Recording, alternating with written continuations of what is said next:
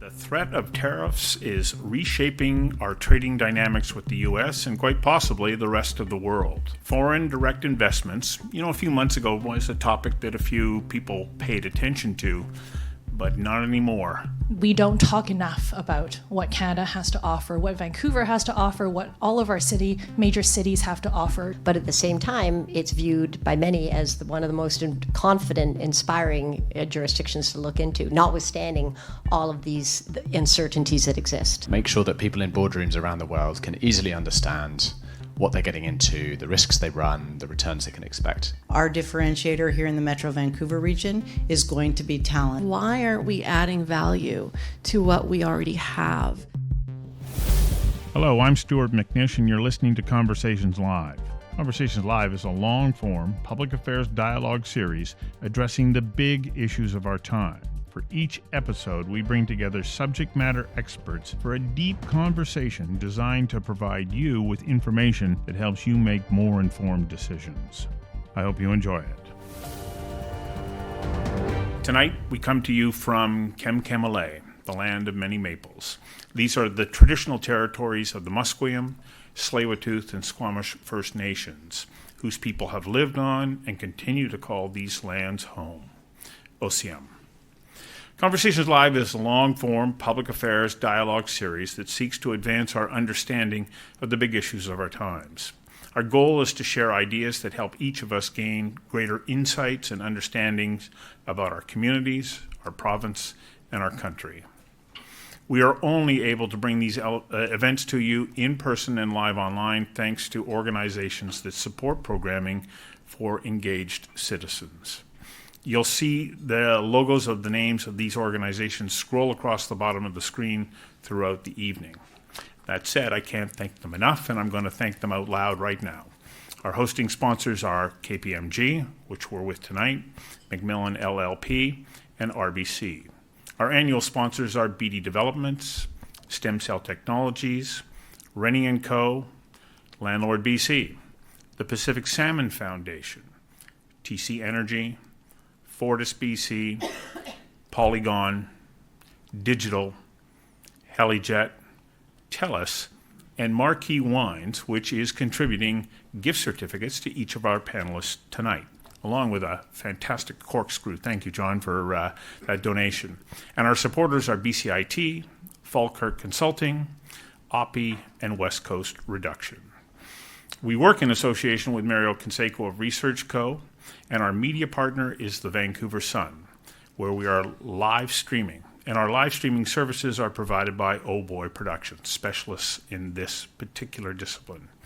As I say, without their generous support, this program would not be possible. One last little bit of business for everyone wishing to submit a question, be it from our in-person audience or if you're online. Please go to slido.com, enter the code ConversationsLive, and send in your question. I will receive your questions, and they will appear on a monitor for me. I will share those questions with the panelists where I can. However, please appreciate that I may not deliver your question verbatim, but I will be motivated by your thoughts and ideas, and they will help to shape some of the questions that I present this evening. So our focus tonight is foreign direct investments.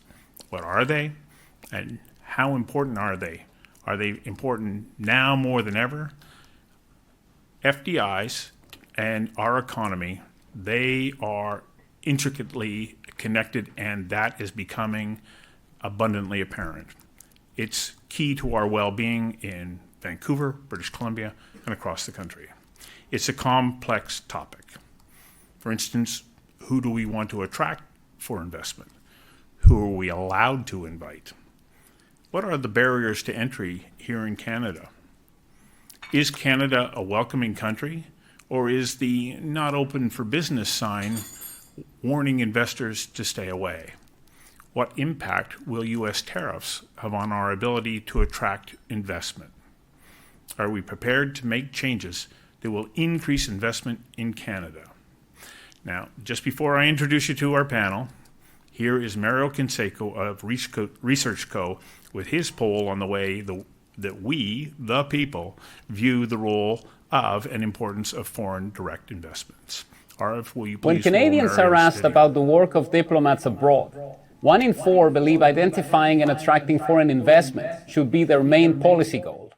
We find fewer Canadians who believe other issues are more important, including national interest, consular assistance, skilled immigration, and aid and assistance to other countries. Canadians are keenly aware of the benefits of direct foreign investment. More than half believe the partnerships of Canadian companies with global conglomerates foster infrastructure development. Almost 2/3 believe they create jobs for Canadians, and practically 7 in 10 welcome the tax revenue they generate.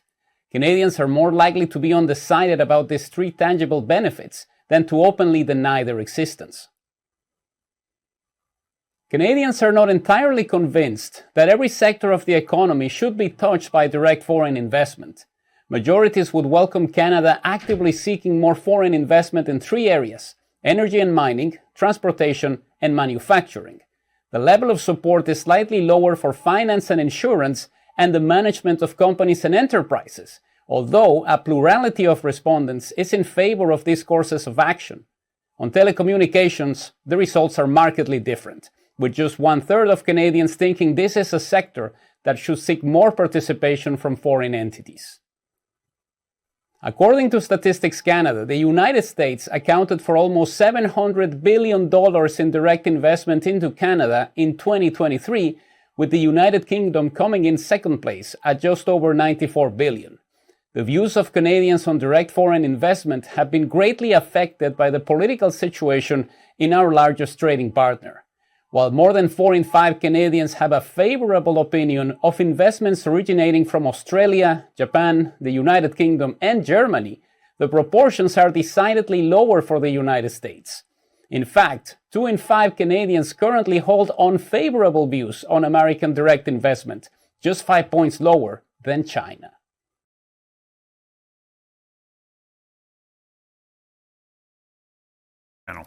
Thank you, Mario. Our panelists are Thomas Codrington, the UK Consul General in Vancouver, Maria Rajanayagam of RBC, Vivian Chan with KPMG, Beth Riley with Macmillan LLP, Jackie Griffiths of Invest Vancouver, and Darren Dahl, the Dean of the UBC Sauder School of Business. Well, here we go. Jackie, you're going to kick this off for us. Let's start with just a little bit of an overview of what FDIs are and why they're so important, especially now to the economy here, not just in Vancouver, but in British Columbia. When we talk about foreign direct investment, what we're talking about is those multinational companies that tend to land within the city regions that provide jobs, usually in industries that pay about 40% more than the average wage in British Columbia. They tend to promote more innovation. They tend to open up export opportunities and trade partners. So we're very much focused in on the future of FDI, which relates to those industries like tech and life sciences, industries that really represent a knowledge-based economy. So for us, that's what foreign direct investment represents. I think for others, they'll have commentary as well as it relates to those larger capital projects. But for us, within the Metro Vancouver region, we're really looking at what type of foreign direct investment do we want to see that's going to promote a strong, resilient economy, and that now is more important than ever. Yes. So, Thomas, you represent the UK here tonight, and the UK is generally seen within the OECD group of countries as being a leader in being able to attract foreign direct investment. What are you doing right, and what can we learn from you? Gosh, that's such a nice question. Thank you, Stuart. You're most welcome. You've got about 45 minutes to answer it. Yeah, so strap in, everyone.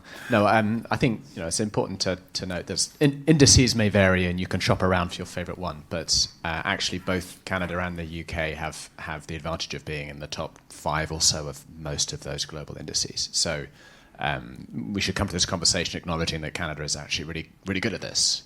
It's not all doom and gloom. I think the main thing that any country can do to attract foreign direct investment is to provide a stable environment for investors. It's kind of boring. Don't do anything spectacular. Make sure that people in boardrooms around the world can easily understand what they're getting into, the risks they run, the returns they can expect. Beyond that, I think the role of governments and what the UK has been really investing in since we've had our new government come in July last year, Labour government, so centre-left like here in the province, is one is in people, so particularly for the knowledge-based economy, making sure that people can move around easily, that their qualifications can be recognised when they do, that you can attract and retain talented people. The other is processes. So we both have a penchant for bureaucracy within our systems. That puts off investors because it means timelines for getting projects through are unknowable, and it adds cost. So the Labour government in the UK has been really keen to really reduce those processes, get things like data centres built and those kind of things. And then the third thing is infrastructure, which I know Vivian and others are going to talk about, but making sure that you can demonstrate that you're investing routinely in infrastructure, that you're modernizing the kind of framework of your economy so that companies that want to set up here can tell that it's a future-proof investment. They're not just going to be relying on aging assets. They're also going to have new things coming in too. Maria, are we providing that stable environment here that makes us an attractive place for foreign companies to come to? Thanks, Steve, for your question. Well, we certainly have a lot of competition. And by that, I will really turn to what's happening in the U.S. and the structural changes that I believe are afoot in terms of attracting foreign direct investment into the U.S. and possibly away from Canada. You know, we've seen remnants of that during the first Trump administration with the tax cuts, and the Canadian government responded with the Accelerated Investment Initiative. And then with the Biden administration, again, with the Inflation Reduction Act, the Canadian government responded with various tax cuts, again, trying to level the playing field. But with the new Trump administration, the methods that are being utilized to make the U.S. such a must-do business environment, it's tough. Canada is going to have to up our game in order to compete. There are a lot of companies that use Canada as a staging for entering the U.S. for many reasons. And they're now going to have to revisit, why are we in Canada? We should probably be in the United States because that's the largest market, that's the consumer that we're after, and so that's where we need to be. So we have a lot of things that we've got to figure out. Well, Beth, from your perspective, of course, the legislation changed a bit last year. Are we making it easier or more attractive for companies and organizations to look at Canada? Well, that's a tough question. The answer is, I think there's an element of uncertainty at this point in time. The Investment Canada Act that governs the oversight of foreign investment in Canada has increased the level of threshold for review. So an automatic review is higher, which means that foreign investment into Canada is much easier. But what they've done on the other side is that they have recognized that, notwithstanding foreign direct investment's important for the growth of businesses in Canada, that there's a bit more nuance now, and that national security concerns are increasingly important, especially in the world that's evolving and changing dramatically, especially on the sensitive data, intellectual property side of things. And in that regard, there is an element of uncertainty because the legislation is changing. It's giving more powers to the federal government to look at certain reviews, and looking in particular in favoring countries that are your trade investment, your friends, your allies, your trading partners. If Canada, US, Mexico agreement, for example, were to cease existing for whatever reason, that would put the US as a direct investor in Canada in a different spot. But there are other countries, for example, certain Asian countries that are viewed as hostile, or Russia that are viewed as hostile right now, and investment to those countries is more challenging, especially in those protected industries. Well, don't we have to be a little bit careful about who we are trying to attract here, because if we have a tenuous relationship with the United States right at the moment, and we start to attract companies or organizations from jurisdictions that may be hostile to the United States, that could be detrimental to us. It is a complex problem, and I think it is one that leads to uncertainty right now. Going to your comment about investment in Canada, Canada has a high level of restrictiveness when you're looking at the OECD results. They have a foreign investment review system that is looked at or seen as a barrier, and it also has foreign ownership and certain limitations in certain jurisdictions. But at the same time, it's viewed by many as one of the most confident, inspiring jurisdictions to look into, notwithstanding all of these uncertainties that exist. Mm-hmm. Vivian, from your perspective, do we have to move cautiously? Because if we're inviting too much talent or too much competition for talent, does that create tension? And so how measured do we have to be in the way in which we move forward? Recognizing that there is a sense of immediacy right at the moment, still we have to be cautious. I think we continue to be very Canadian about foreign direct investment, and we're very polite. We've been not as loud as most of our other counterparts have been in attracting FDI into the region, whether it be the country or any specific city, if you put it in that context. So I think because we come from a baseline of extreme politeness, we're very quiet, we're very stable. I don't think there is necessarily too loud of a position that we can necessarily take in the current environment. If anything, I think all that we hear is we don't talk enough about what Canada has to offer, what Vancouver has to offer, what all of our major cities have to offer uniquely. Being such a big country, we actually have a lot more diversity than a lot of other regions in the world have to offer as well. And so I don't think there's necessarily, the short answer, too much caution that we can proceed with. Of course, good business sense will always prevail at the end of the day.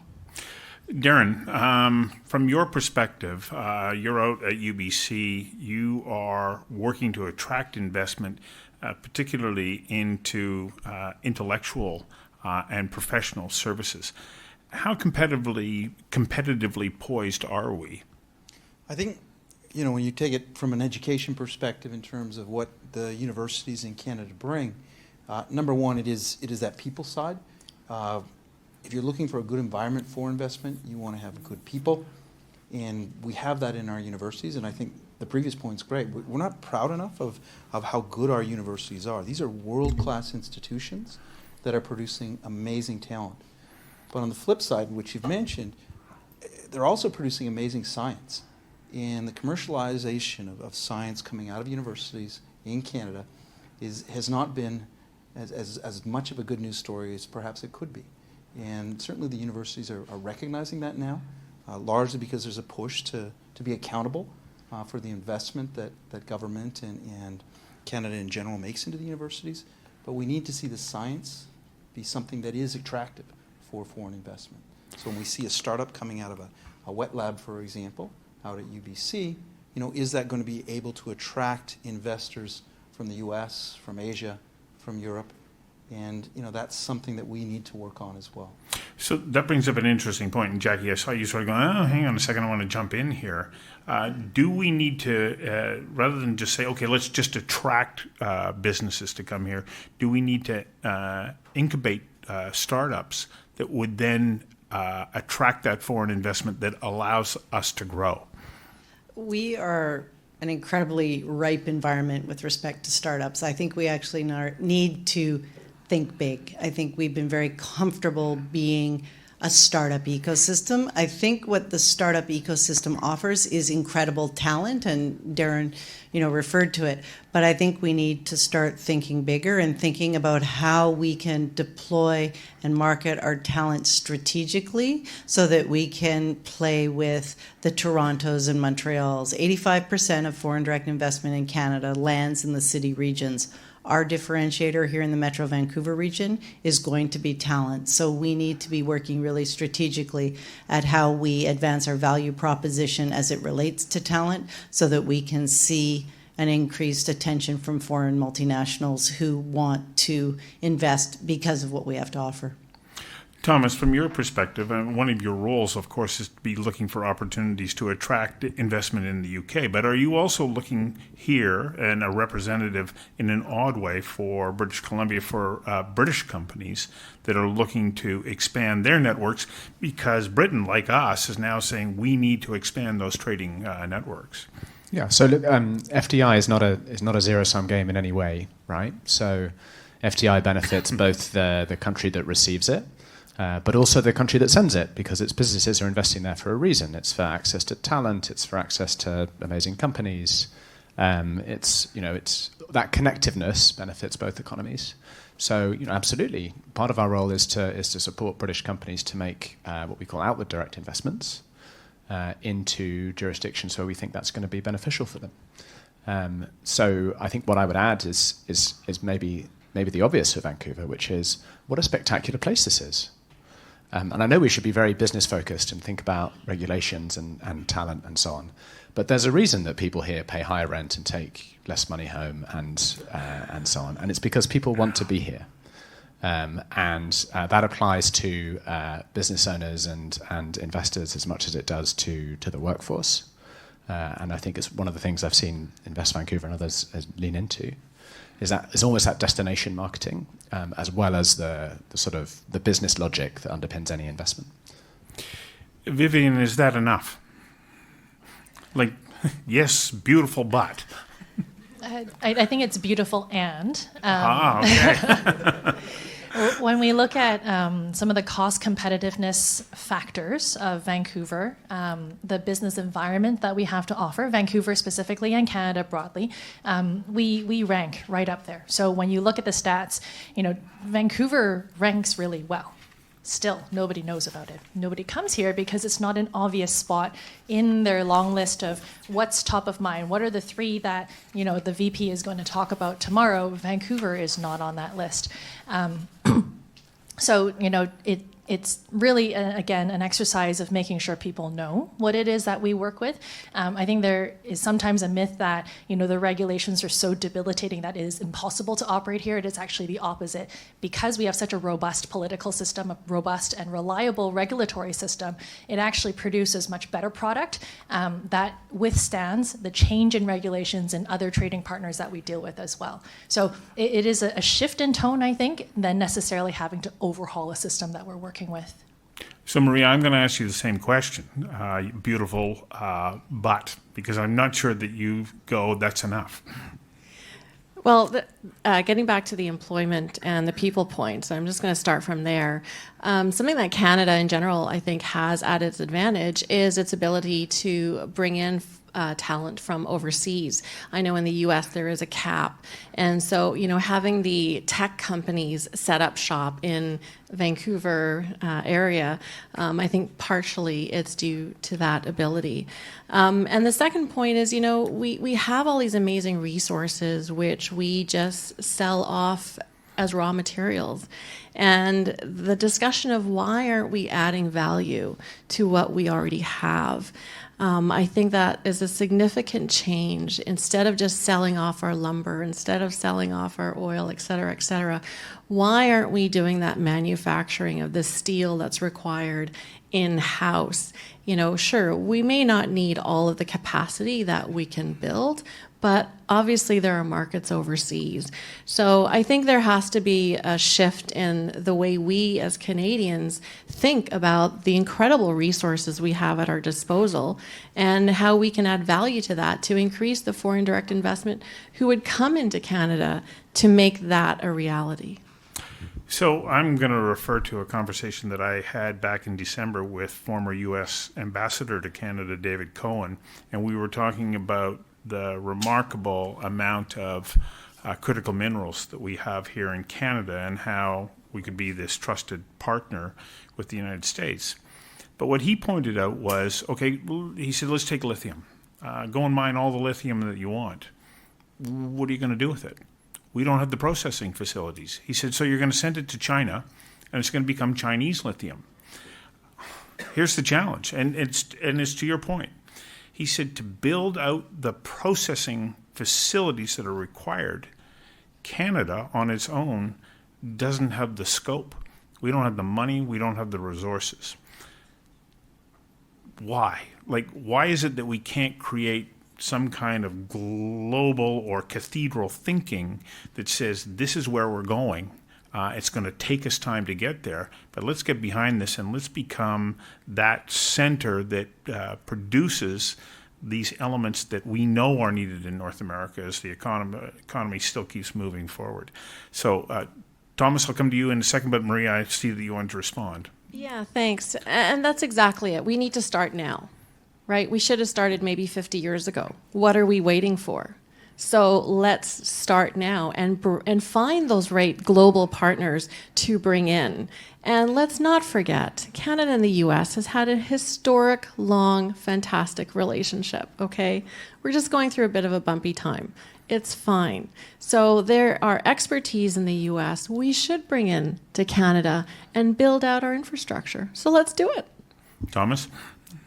Well, I was going to say Canada has the G7 chair this year, and one of the things that we expect to come up there will be critical minerals and how we can address that gap in the supply chain you've mentioned. I think that the challenge with it is processing minerals into usable product takes a lot of land.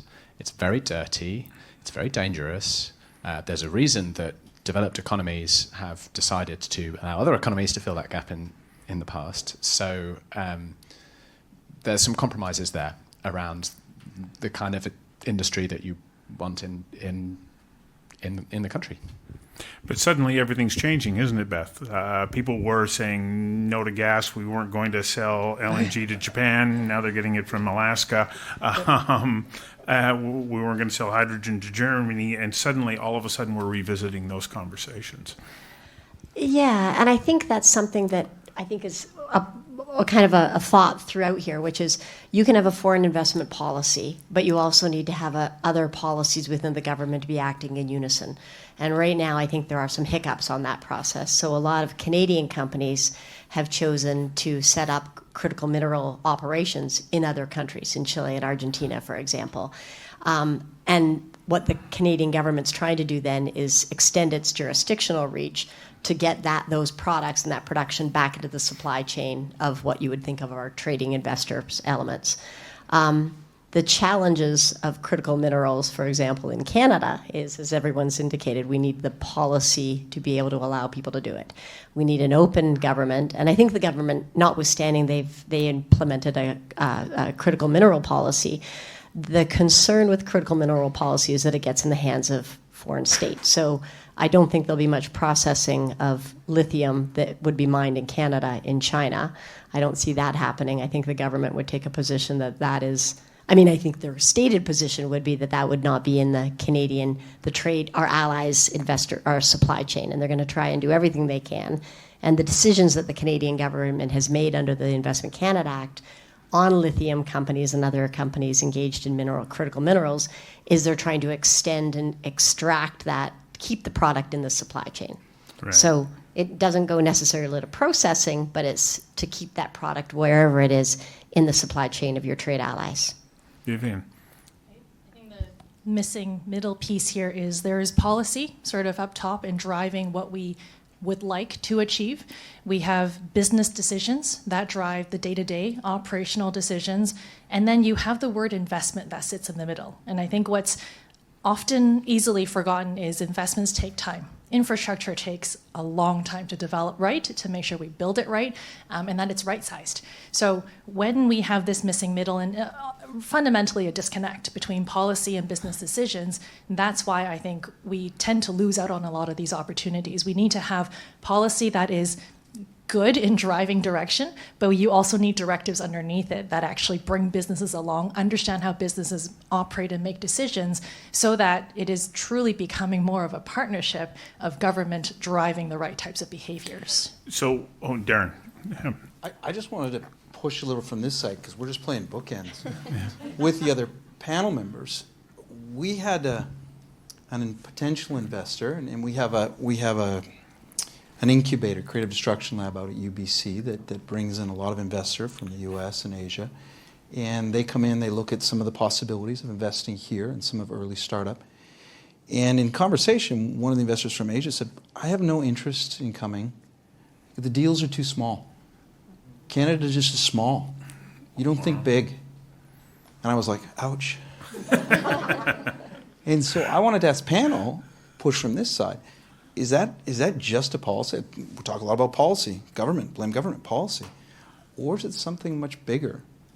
See, now they all want in on this one. Jackie? Is it a Canada thing? I We're think- just we don't think big. Sorry. Well, we are a small market. Like, we just need to be honest. Like, our local market is a very small market. We are only going to grow when we focus in on exports. And so I think one of the things I wanted to add is, let's not lose the moment in terms of what we're facing. We're facing, existential threats. It will settle where it will settle. We will be all right.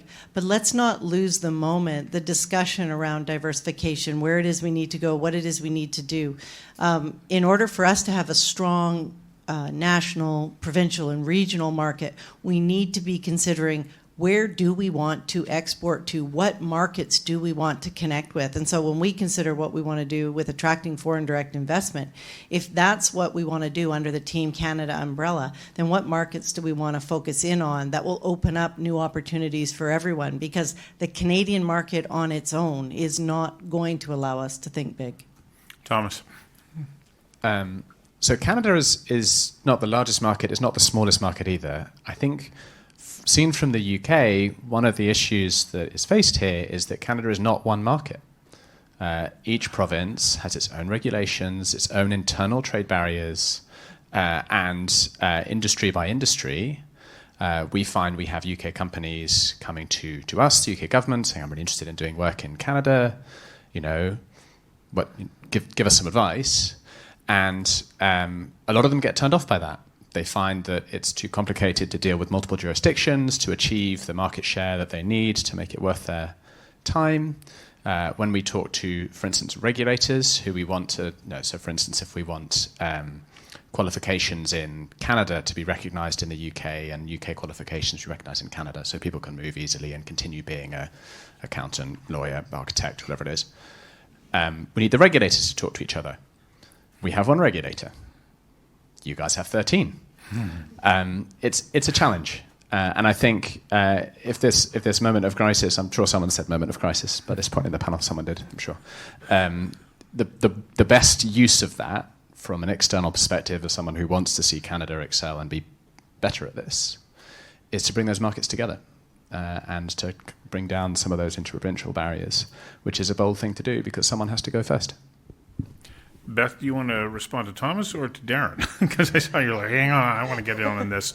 No, I agree completely, actually. I think that the regulatory environment within Canada, having 13 different jurisdictions and having to manage each of them is challenging. I know there's been a lot of chat lately, and the discussions right now with the U.S. are ones that might be the nice prompt for people because they are talking about about having to be more self-sustaining, to being able to trade amongst the country, to be able to develop our GDP and have that ease of trade. That's something that is going to have to be done, though, at each province and at the federal level. And they're going to have to be united in that alignment. And it's going to hurt some industries, too, and that's also a problem. When you look at the ones that are protected right now, that will cause more uncertainty and challenges, though.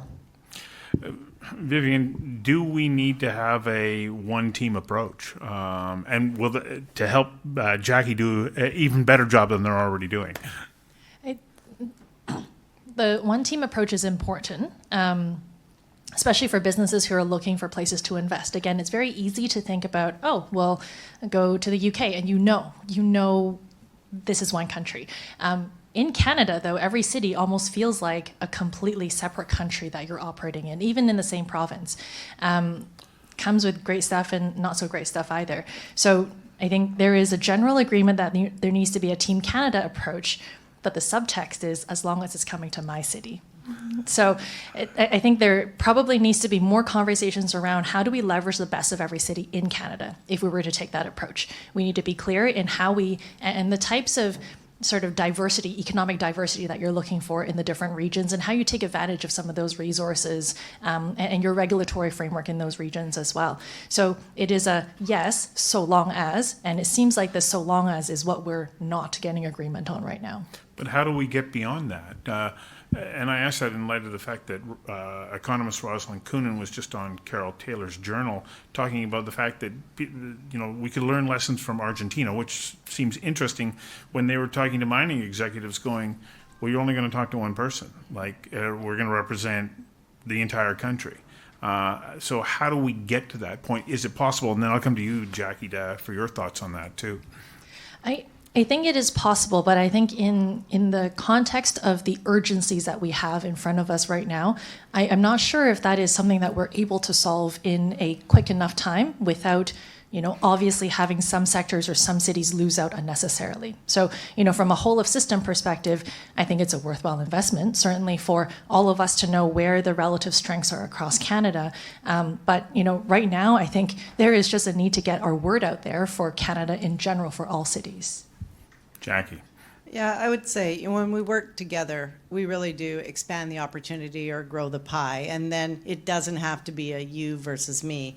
But I think we have to be prepared to work together under that Canada umbrella. But also, as city regions, we have to be prepared to work together. When we come together within the Metro Vancouver region, we are 3 million people. We are an economy that is still smaller than Toronto. It's around the size of Lisbon. If we decide that we're going to go off as individual jurisdictions, each trying to attract foreign direct investment, never mind the 13 jurisdictions provincially that you're managing, it becomes almost impossible. I think, for us in the Metro Vancouver region, we're not interested necessarily in, or we're not concerned that you see investment go to Toronto or Montreal. It should, and it makes our economy stronger. But what we want to make sure is that we're representing the region so that this region is as prosperous as the other parts of Canada, given the growth that we've seen in terms of foreign direct investment. So, Darren, one of the areas that, of course, you are moving into are an area of sensitive technologies. Right. The work that you're doing out there at the Sauder School of Business, especially through your creative destruction lab and so on. How careful do we have to be careful as we move forward to attract that kind of investment so that we're protecting it as a Canadian resource? Well, I think, you make the good point that I think many of us are aware that there are lines in terms of, what access do we give international with respect to the science. And there's some specific areas government's very clear on that we need to be a little more sensitive to. And it leans a bit, I think, and this is, again, riffing a bit off what Jackie said, being selective in terms of, what markets are we going to pursue for investment? What countries do you want to play with, given the current situation south of the border? Where should we be turning our eyes to expand relationship? We've got a strong case from the UK, 3 doors down from me. But, what does selective mean? So I think that's an interesting question. Obviously, we have to stay within the lines that government puts on us at the university. But beyond that, we should be making good decisions in terms of what does good investment look like, because I don't think it's a come one, come all type of situation if we're going to be future oriented in terms of who we want to embrace, 5, 10, 15 years from now. I don't know how other panelists feel on that, but I think that's a very interesting question. What does selection mean? It's a good question. What does selection mean? Thomas.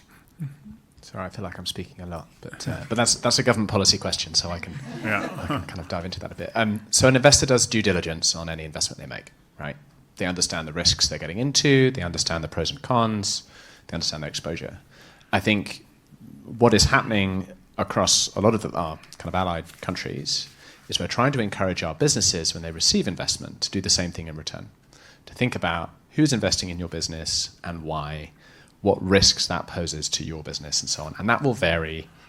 It's not just about country of origin, it's also about individual investors as well.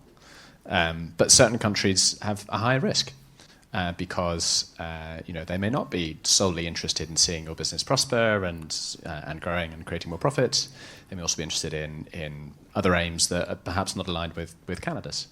And it's a difficult message, particularly for startups who are really hungry for cash, and if someone walks through the door with a check, it's quite hard to say no, which is where I think government has to step in to make sure that the market doesn't produce those kind of perverse outcomes that none of us really want to see.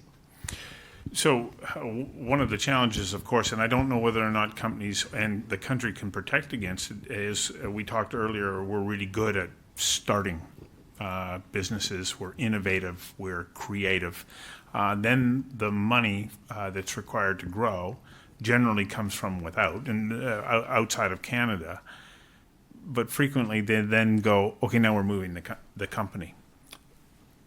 Beth, what can we do to protect against that? Yeah, there is a recent trend of that. There's a redomiciliation and then immigration, if you will, of the corporate status of two critical mining companies recently out of Canada. The stated answers were that they did it for access. I mean, they have treaty, so it was they were friendlier environments from a regulatory perspective, but also it was an area of cash. So they were able to get the capital that they needed. I think when you look at Canada, I think we undersell ourselves too much, and I know that's a refrain, but if you look at the TSX and the TSXV, they're representative of 40% of, they have 40% of energy companies, they're sophisticated regulators, and they're very sophisticated investors in Canada. That concept should be consistent, and I use the word policy, but I don't know how to say it otherwise, but the actions of governments to be able to support that kind of involvement. Countries should not have to choose a different jurisdiction to be able to get the cash on hand, if you will, to fund their operations, especially if they are Canadian companies now, and that's something that has to be done from a thoughtful, coordinated basis amongst all jurisdictions. And even still, it can be difficult to ensure that those companies stay here and continue to grow and prosper. Yeah, and a lot of it is, I think, this is a time of uncertainty, and it is a time where there is a lot of jumpiness going on throughout, and it's not just happening in Canada. If you look at the US, if you look at the UK, they're facing the same problems and challenges in terms of, sometimes they refer to the terms as hostile governments. There are a lot of different jurisdictions that have a lot of capital and they want to expend it. And a lot of them want access, in some cases, to your sensitive data and your technology. But there are ways that you can still get that economic investment in and still protect the data. And that's something that the government is able to manage, but it's a learning experience right now, and we don't have that nice template yet. So it is a bit rougher and it is a bit more challenging. It will come with time, I believe. Jackie? I completely agree. And I think what we've heard time and time again tonight is the importance of taking that longer term view. If we're going to diversify, it's not going to happen overnight. I mean, our organization is under tremendous pressure to produce results today, but many of the investments that we're looking at, they have a 5-year trajectory. We need to be able to support, to allow the relationships to develop, to work with other levels of government to provide the supports that are needed. And the challenges that we're facing today, they're sort of an overnight crisis that have been 25 or 30 years in the making. So we need to learn from that, and we need to be strong today, but we also need to be saying, where do we want to be, as Thomas said, in the next 10 to 15 years? And regardless of which government is in power, do we have a national consensus in terms of that direction for a strong and robust economy that everyone can get behind? So I know that our natural reaction to the potential implementing of the tariffs come next week is like, okay, we're in trouble. We've got to do something. Well, in a way, has this forced us to look at ourselves and say, oh, we became a little bit too much of a one market economy. And as Thomas had pointed out, it's easier to do business in Washington State than it is in Saskatchewan or Manitoba. So what are we learning here, and what can it do to help to make us a more attractive environment if we learn those lessons? Maria, from your perspective, how can we actually benefit from this challenge that we're being presented with? Well, it's definitely a wake-up call. I think, as you know, from a business perspective, we've been very complacent. Why would you not continue to always grow and expand and develop? You know, there should never be an end to that point. And, you know, getting back to a couple other comments that were made, small country. Singapore is a small country, and look what they achieved. So if you're using that as an example of what can be done, talk about getting the word out. the state of Arizona used to have an office in Hong Kong that would go door to door saying, come to Arizona and set up shop. Do you want electricity? You want land? You want no taxes? We need to take those examples and work with that to build our brand and get out there. Vivian? I think this, back to Darren, your question around selection, this forces us to make a couple of choices. I think having a diversified economy doesn't mean being everything to everyone. It does still mean that we have to make some choices. And that's perhaps what's happened over many years now is we have policies that try to be friendly, supportive to all and every type of industry, all businesses at all stages of development, early, late, multinational, come as you are, we are going to help you out. So this is a good chance, I think, to really dig deep and think about, we have to make some choices. We're going to have to make some investments, not only about what we want to grow up to be, but what are the areas that we are going to actually make some long-term commitments in growing that part of the economy. It will mean, to Beth's point, that there will be some sectors that may have to lose out. There may be certain sectors or stages of development companies that won't get the amount of love that they used to get. But I think that is part of the evolution journey that is necessary for us to actually strengthen our economy in a meaningful way. Darren, and then Thomas will come to you. Yeah, as you asked the question, it makes me think about, some of the previous discussion in terms of how do we keep companies that are growing here? How do we keep the investment coming in? It made me think of Clio. And Clio is a homegrown story, legal software company, largest late round raise in Canadian history, close to $1 billion, just amazing. And in talking with founders of that company, they told me that, look, in earlier rounds, venture capital from the U.S. said, you have to move. You have to move out of Canada. We need you down in the valley. We're not going to invest in you unless you cross border. And they held firm. They said, look, we are Canada. We're staying. And they've been able to be successful even though they're Canada. And so when you say, how do we think about, the threat, and we've woken up a bit because, all of a sudden, we're too close to the neighbor to the south, I think you need champions. And I think we have to find people like those founders that say, look, Canada is worth growing a business, not just starting a business, but it's an environment, and lots of comments on environment and how we need to create that. But we need to have champions and take advantage of those individuals that want to grow and want to build and want to attract that investment here. It's a nice story, but I think it's a nice metaphor for maybe what this can help bring us. Maybe. Thomas? I just want to pick up on a couple of things the panelists have said. First, Vivian, I entirely agree about the idea that to market yourself well, you have to know your comparative advantage and tell a really good story about it.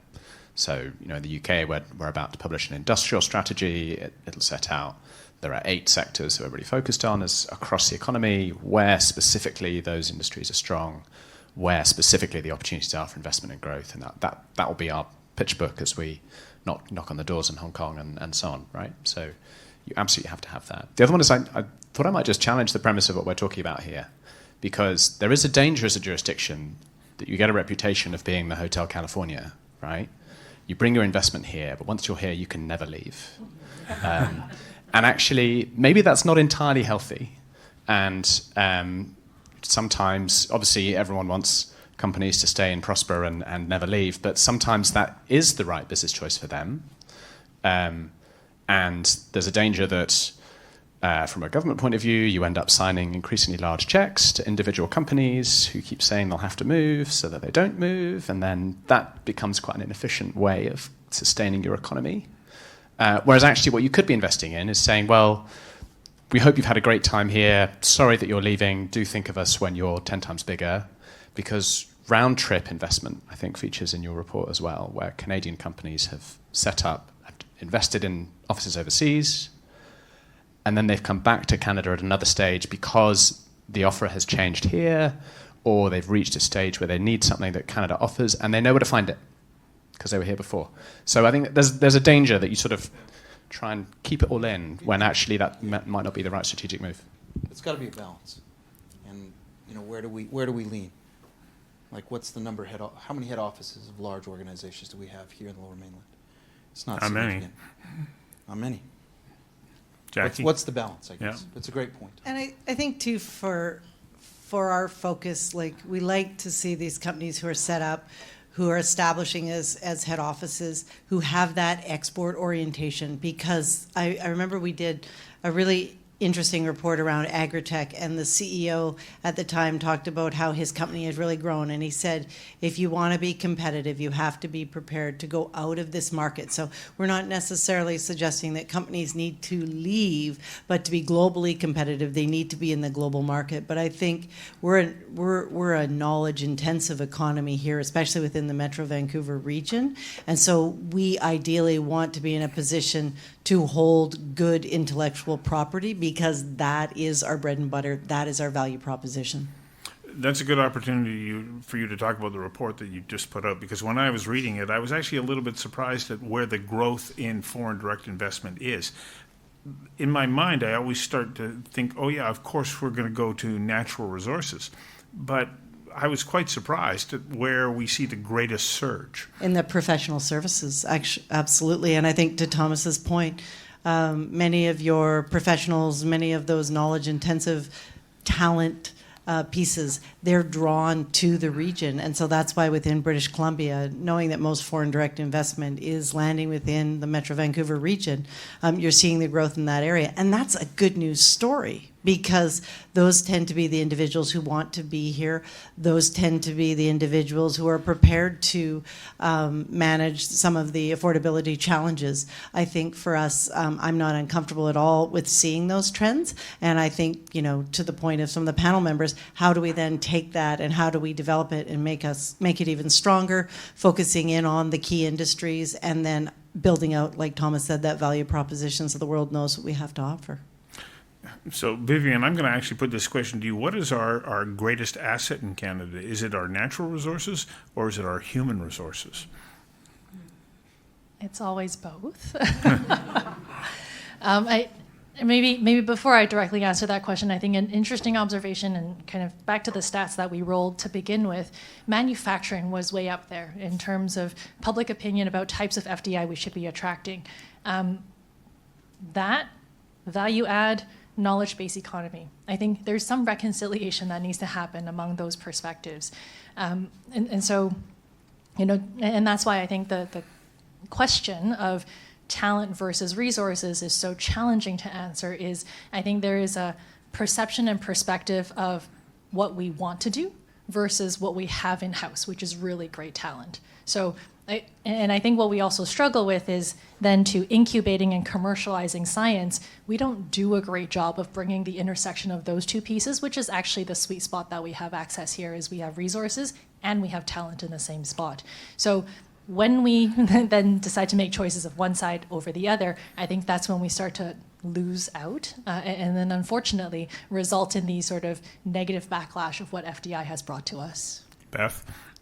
I was just going to say, when you look at the FDI numbers in last year's investment, like there's a summary report that comes out, natural resources is not the majority of investments for foreign investment in Canada. There is no majority. It's actually distinguished quite nicely between manufacturing, natural resources, and the professional services businesses. It's a misunderstanding that people have, that they think foreign countries invest in Canada for the natural resources. They then pull the natural resources out of Canada and they're processed in other jurisdictions. That does happen to a degree, but I think there's a huge I don't think Canadians know our industry as much as we think we know it, quite truthfully, to your point. It's the people. So this conversation is so fascinating, time is flying by. We're going to run out of time shortly. I'd like to ask you all the same question as a closing thought. We're at a unique point in time. We're facing a pressure that is highlighting our need to diversify our markets. With an FDI lens on your comments here, what would you like to see happen from a Canadian perspective that can help us move forward in a way that will create a more robust set of opportunities for Canadians, especially if we look at this as a wake-up call, and one that, if we heed well, could do us great benefit. Beth, would you like to start? Would love to. Yeah. I think looking at it from my lens, which is not a business person's lens, so it's going to be quite qualified, I look at foreign investment and I see the bumps. And what I do see is that we don't have a unified policy. And part of it is because we have these multiple I think you were suggesting that we like disband the Constitution, I think is what's happening now. And we have one dictatorship. But ultimately, we do need that alignment. We need alignment to be able to say, what are we good at? What do we want? How are we going to attach it? And then at the same time, with time, we're going to have more certainty about how the government is going to accept it. But recognize that the governments in the G7, for example, and G20 have chosen that that's how they're looking at organizing their affairs right now from a supply chain management security and from a national security perspective. Maria. Businesses want to make money. So when governments provide the framework that will allow them to thrive and be profitable, that's what they're looking for. And that's what they're constantly looking at different countries, different areas. Where should I be that I'm going to be incredibly profitable and I'll be able to grow? And so I think that's what we need to answer. Darren? I'd pivot a bit. We've talked a lot about people, and one way you can look at foreign investment is the amazing talent that comes into Canada. And unfortunately, we're moving now to a period where questions on immigration and how that marries to other concerns here in Canada, and I think that can be a dangerous path to go down. I think we want to continue to be a good, great destination for foreign talent in terms of both our universities, but even more broadly, coming here and building. And so I think we want to open, whereas other countries are starting to close. Vivian.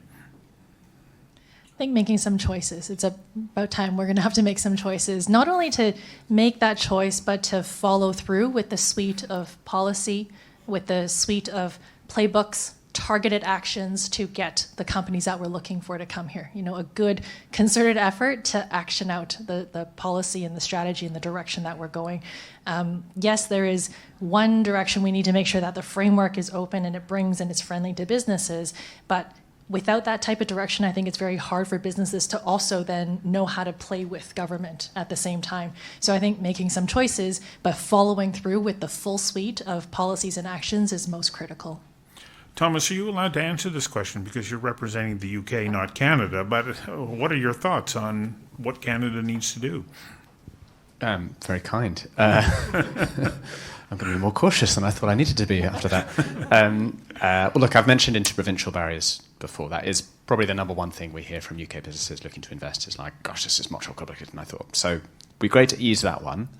But I think actually I'm mainly going to agree with Vivian. So that's what she's described, which is to make growth a kind of central mission of government, is exactly what the UK government has just done. And it's produced some really interesting results because it turns out when you ask every single bit of government, is what you're doing now helping or hindering growth and why, and making people think through that, you actually end up improving the environment pretty quickly. So having that kind of focus to government choices around how you encourage growth, I think can only be a good thing. So, Jackie, you and Invest Vancouver are actually out knocking on doors around the world. What are your thoughts about where we go from here, and what do you need to be able to be more successful in your mission? I think for us to be successful, what's really important is that we're working together as one region, and that's why Invest Vancouver was established, just like in other parts of Canada. I think once we have settled that we're going to work as a region, the next piece is working with the other major jurisdictions in Canada, because there really is enough sun for everyone here, and being strategic. What is our value proposition? Where do we want to play? Like a lot of what we see in terms of manufacturing, there's incredible work being done in Ontario. We have a different market here. We have a different space. So it's really being strategic in terms of, I think the phrase I heard was, you don't want to be everywhere but nowhere. So for us, when we take a look at our outbound strategy, where are the markets we want to focus? We know from our research there was tremendous growth in foreign direct investment from Sweden. I think it was over 800%. So is that a market we want to focus on? We know there's been great growth in life sciences, in tech, in digital media and entertainment. So we're we're not like you talk about Singapore. They have hundreds of people that are focused in on investment attraction and talent development within a very small city-state island. We have to work together collectively at the regional level, at the provincial level, and at the national level in order to be able to be competitive when it comes to attracting foreign direct investment. So for me, it's about just recognizing we're all playing for the same team, and by doing that, we will get the best result. Okay, I said that was the last question, but there was a comment that's just come in through Slido, and I've got to put it out there and let me know whether or not you want to respond to it. This is from a fellow by the name of Alan. I think the stupidest thing we can do is to introduce feel-good countervailing duties. The only people that would affect and hurt are Canadian consumers. It would have zero effect on the U.S. government or U.S. citizens. In light of what we're talking about, it of course is the elephant in the room. Do we or do we not respond in kind? Anybody dare to answer that question? Maria, oh, you are brave. I agree. Why are we trying to hurt the Canadian consumer? I believe that the Trump administration is on a path to create an incredible place to do business in the U.S. And they also need to raise money for the tax cuts that were in the first administration and the upcoming tax cuts. So it's a different reason why I believe that they're doing this. And we're just reacting. It is very emotional, and it's just going to make our goods more expensive. And it's not going to change anything. I'm going to say that. These are my words. Just say that it's making it pretty challenging for businesses doing trade who do interprovincial trade. There are a lot of companies in Canada that both get products from the U.S. and transport products to the U.S. And I think it's making it's creating a lot of challenges that may not be necessary. I can't speak to the longer political point, but from a business perspective, it's making things complicated. Jackie? And very much not a political statement, but I would just ask everyone to keep in mind that we have a number of very successful U.S. multinationals that are here within the region who provide incredible employment for Canadian citizens. So I think we have to look at this holistically and consider our reactions from the emotional standpoint versus what it means for our economy. Right. Well, thank you all of our panelists. Great insights. Hopefully that it's given you a little bit better idea of what the role of foreign direct investment is in our economy and how important it is moving forward.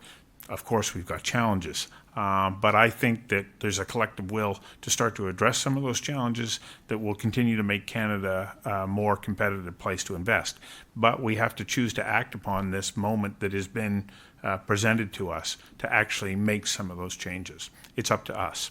So just before we go, to all of the panelists, thank you very much for your time. As I mentioned, we gave you a gift certificate earlier, but you also get to take home the coveted Conversations Live mug as a... I didn't know that. Yeah. So thank you very, very much for your time and insights. Look for clips over the coming days from tonight on social media. We'll be generously sharing them. And tune in next week. I mean, we're back in exactly 1 week where we're going to take a look at what was the hottest news story last year, real estate, and we don't seem to be hearing much about it now. So what's changed? What's happening? Where are we at? Thank you very much for your time tonight, and thank you to all of our panelists and to you who watched online.